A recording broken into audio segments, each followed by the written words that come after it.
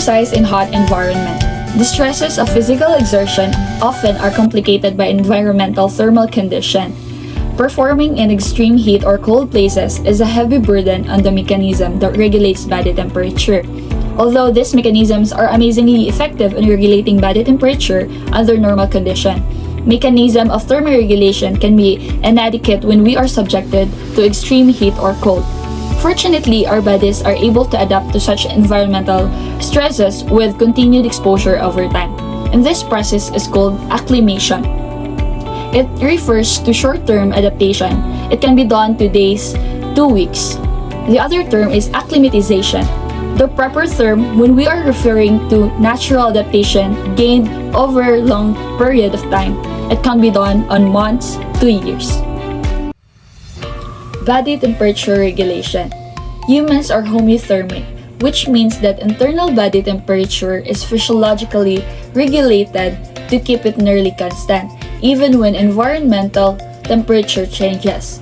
Although a person's temperature varies from day to day and even from hour to hour, fluctuations are usually no more than about 1.0 Celsius or 1.8 Fahrenheit. Nag-iiba lamang ang temperatura ng ating katawan kapag gumagawa tayo ng heavy exercise or nakakaranas tayo ng lagnat due to illnesses at nakakaranas din tayo ng matinding init at matinding ginaw. Body temperature reflect a careful balance between the heat production and heat loss. Whenever this balance is disturbed, the body temperature changes. Conduction.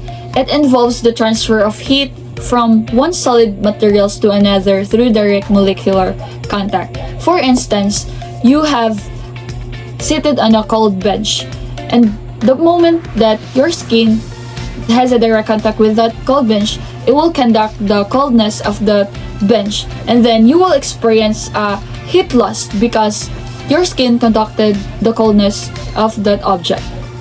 Convection, on the other hand, it involves transferring heat by the motion of gas or a liquid across the heated surface.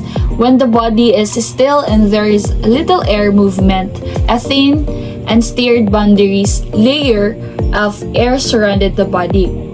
Thus, an environment in which air temperature is cooler than the skin temperature, convection permits the transfer of heat from the skin to the air, which is the heat loss. However, if air temperature is higher than the skin temperature, heat is gained by the body through convection.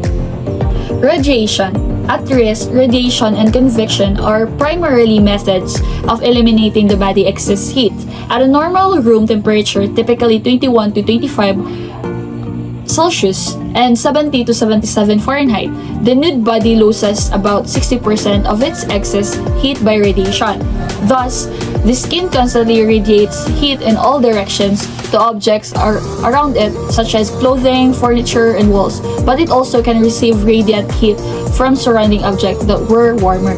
Like for example, you are in a direct exposure of the sun and you are wearing a thick clothes, so you are expected to have a heat gain. But if you're wearing a thin cloth, you are expected to experience a heat loss. And the same thing for the furniture and the walls and in your environment. Evaporation. By far, evaporation is the primary avenue for heat dissipation during exercise or physical exertion. As the fluid evaporates and turns into its gaseous form, which is the sweat, heat is lost. It accounts for about 80% of the total heat loss when one is physically active and is therefore an extremely important avenue for heat loss. Because even at rest, we experience 10 to 20% of heat loss. And since some evaporation occurs without our awareness, it is termed as insensible water loss.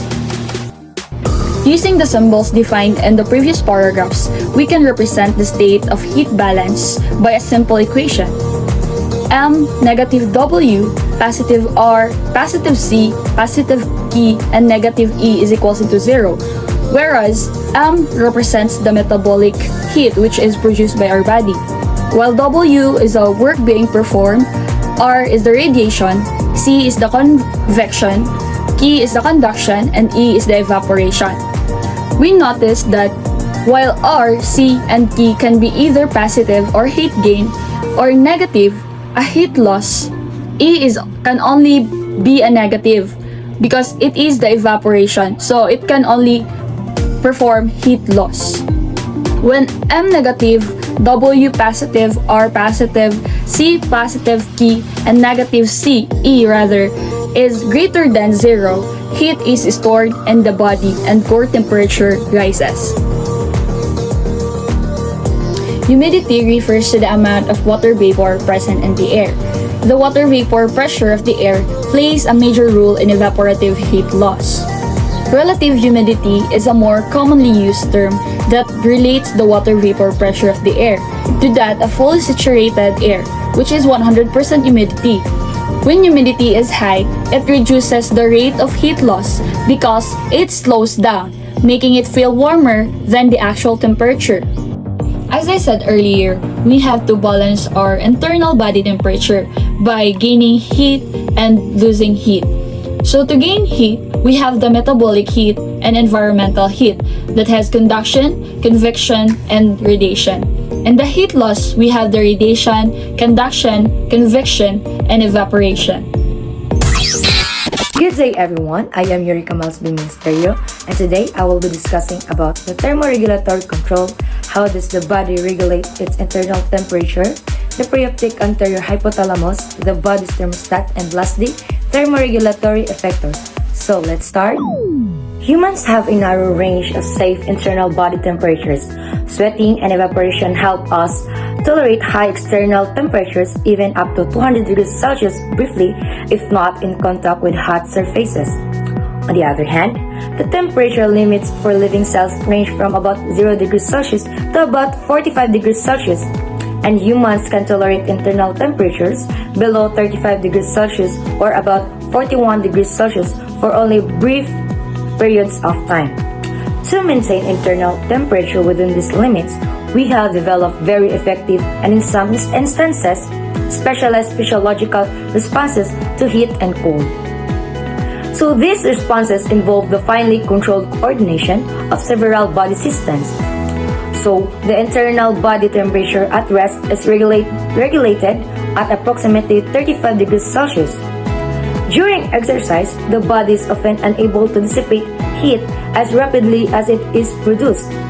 In rare cases, internal body temperature can exceed 40 degrees Celsius and active muscles can reach over 42 degrees Celsius. A slight increase in muscle temperatures improves energy efficiency, but too much heat can harm the nervous system and limit the body's ability to cool down. How does the body regulate its internal temperature? First, let's have heat stress. Blood and internal temperature increase above normal 37 degrees Celsius. The hypothalamus senses the increase of the temperature. The sympathetic nervous system, or SNS, triggers vasodilation. Skin blood vessels widen, allowing more blood flow near the skin, so more heat is lost. SNS also stimulates sweat glands to become active, increasing sweat and evaporative heat loss. As a result, body temperature decreases back toward normal. In cold stress, blood and skin temperature decrease below normal 37 degrees Celsius, so the hypothalamus senses the decrease of the temperature. The SNS triggers vasoconstriction. Skin blood vessels narrow, so less heat is lost to the environment. The hypothalamus also activates skeletal muscles to shiver.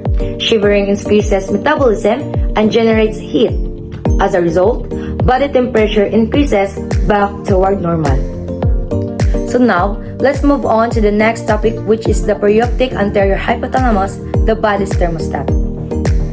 A simple way to envision the mechanisms that control internal body temperature is to compare them to the thermostat that controls the air temperature in home. Although the body's mechanism function in a more complex manner and generally with greater precision than a home heating and cooling system.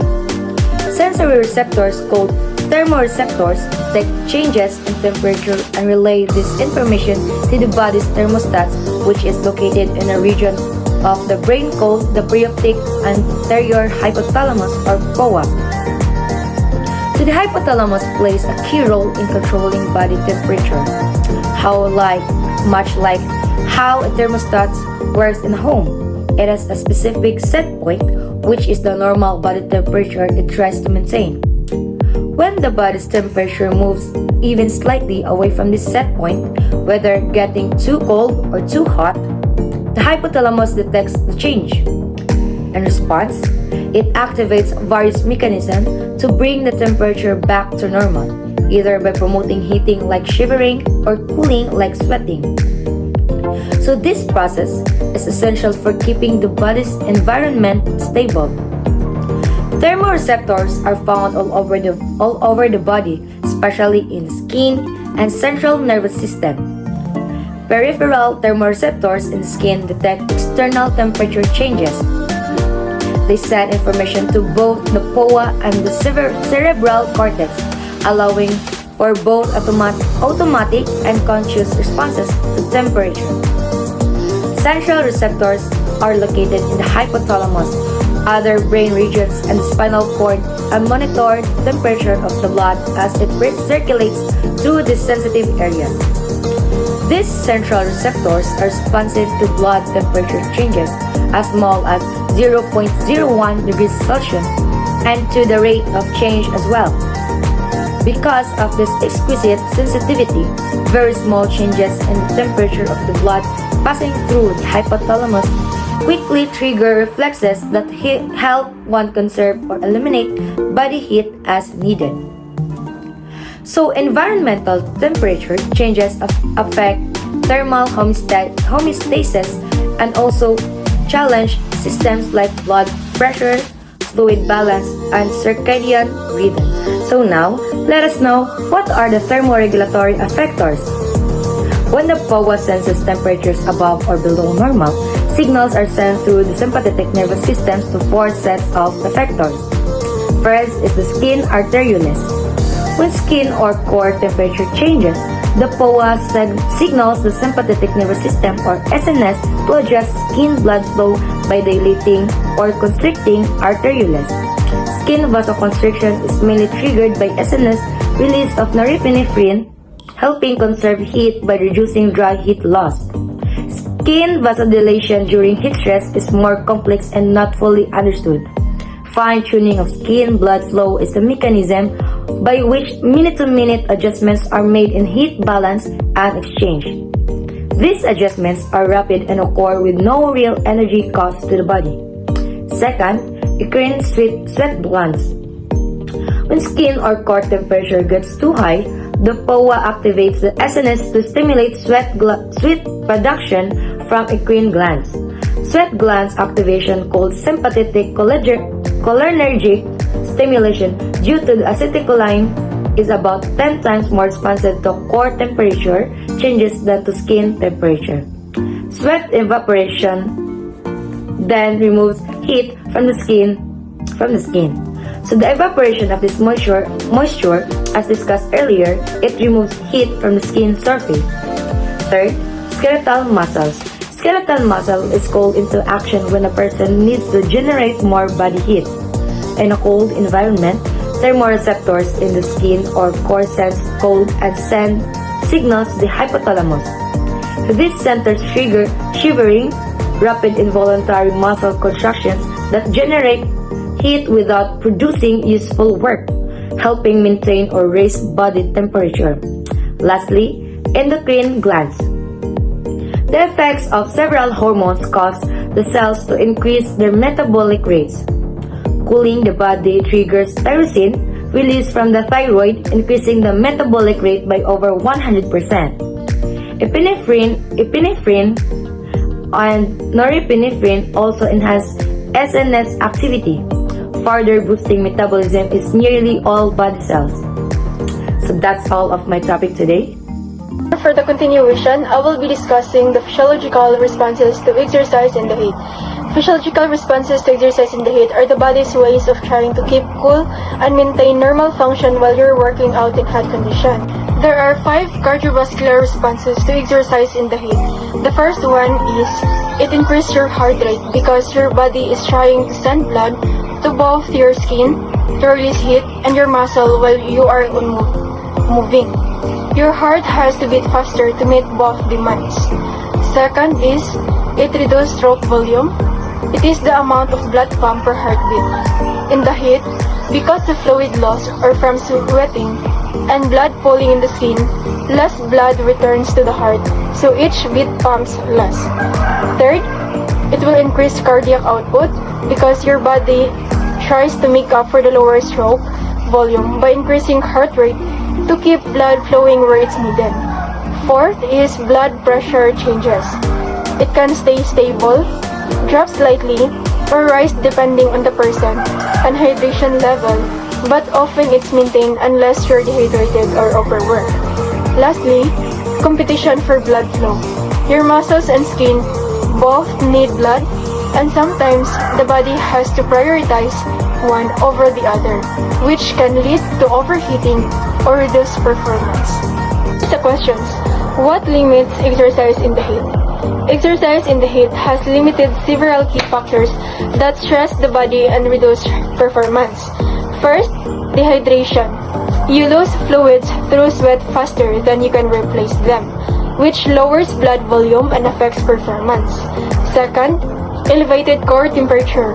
If your body can't cool itself fast enough, your core temperature rises too much, leading to fatigue or heat illness. Third, reduced blood flow to muscles. More blood goes to the skin for cooling, leaving less for working muscles. Fourth, cardiovascular strain. Your heart works harder, and if it can keep up, your performance will drop. Fifth, electrolyte imbalance. Losing too much sodium and other minerals in sweat can cause cramps, dizziness, or worse. And last, it can cause mental fatigue. Your brain also feels the heat and can make you feel tired or reduce your motivation to keep going. This graph have 4 panels. Panel A, B, C, and D. Panel A, it is a rectal temperature. This graph shows how rectal temperature changes during exercise. The red line represents exercise in a hot environment, which has 40 degrees Celsius or 110 degrees Fahrenheit. And the blue line represents exercise in a colder environment, which is 26 degrees Celsius or 78 degrees Fahrenheit. As you can see, rectal temperature increases more in the hot environment. This is because your body works harder to cool itself down in the heat. In panel B, which is the stroke volume, this shows the amount of blood pumped out with each heartbeat. In the hot environment, which is the red line, stroke volume decreases slightly as exercise intensity increases. In the colder environment, which is the blue line, stroke volume changes less. In panel C, heart rate, this shows how fast the heart beats. Heart rate increases with exercise intensity in both environments, but rises more sharply in the hot environment, which is the red line. Last is the panel D, the cardiac output. This is the total amount of blood pumped by the heart per minute. It's calculated by multiplying stroke volume and heart rate. Cardiac output increases with exercise intensity in both conditions, but the increase is more significant in the hot environment due to the higher heart rate. In short, exercising in a hot environment causes your body temperature to rise more, and it makes your heart work harder to compensate. Even though your heart pumps more blood overall or higher cardiac output, the amount of blood pumped with each beat or stroke volume might decrease slightly in order to conserve energy. So good day everyone. So let's talk about the health risk during exercise in the heat. So even though the body tries to protect itself from getting too hot working muscles, hot weather, or anything that stops heat from escaping can cause the body temperature to rise much, so which can harm how the body normally works. So here's the 6 variables must be taken into account. First, we have the metabolic heat production. Second, we have the air temperature. Third is we have the ambient water vapor pressure. Next is the air velocity. Next is the radiant heat sources. And lastly, we have the clothing. So all of these are the factors influence the degree of heat stress that a person could experience. An individual exercising on a bright sunny day with an air temperature of 23 degrees Celsius and no measurable wind experiences considerably more heat stress than someone exercising in the same air temperature but under cloud cover. The heat index tells us how hot it feels based on temperature and humidity, but it doesn't really shows us how much heat stress puts in the body. So to better measure, these experts created the wet bulb globe temperature in the 1970s. So the wet bulb globe temperature uses 3 thermometers. So the dry bulb globe for regular temperature. Second is a wet bulb globe for cooling from sweats. This shows us how much evaporation can happen. So third or lastly, a black globe for measuring heat from sunlight. So by combining these three, WBGT or the wet bulb globe temperature gives us a better idea of how hard the environment is making the body work, so especially during outdoor activities. Exposure to the combination of external heat stress and metabolically generated heat can lead to the 3 heat-related disorders. So let's go to the first disorder. So we have heat cramps. Heat cramps are the mildest type of disorder. So they cause severe painful cramps in large muscles. So usually the ones used during exercise.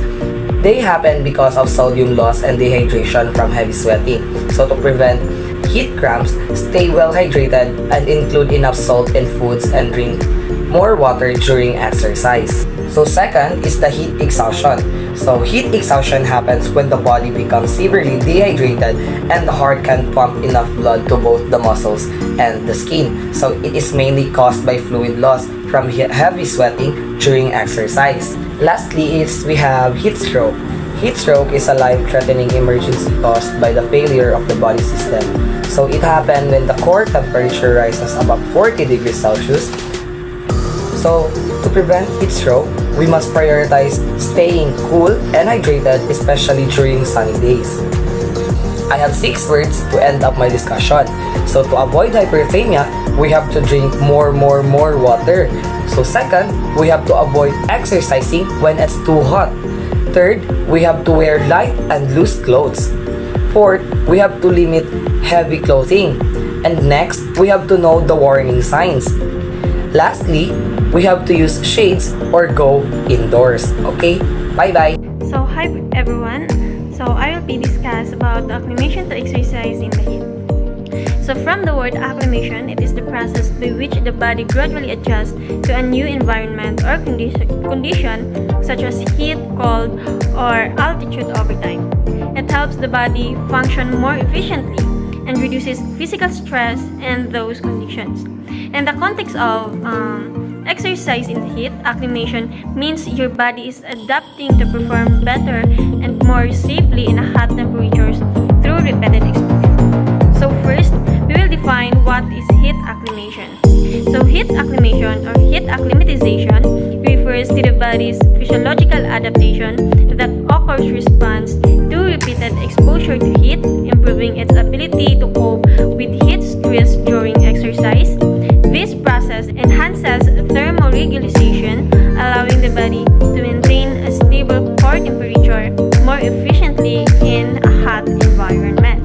So especially for those who are athletes, heat acclimation is a crucial part of their training when preparing to compete in hot or humid environment.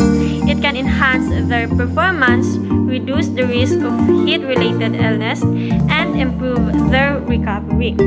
So how the body adapts? Repeated exposure to heat triggers several phases of adaptation. We have mechanism of adaptation. There are 4 mechanism adaptation. First, increased fluid production. Second, improved cardiovascular function. Third is reduced risk for heat injury. And lastly,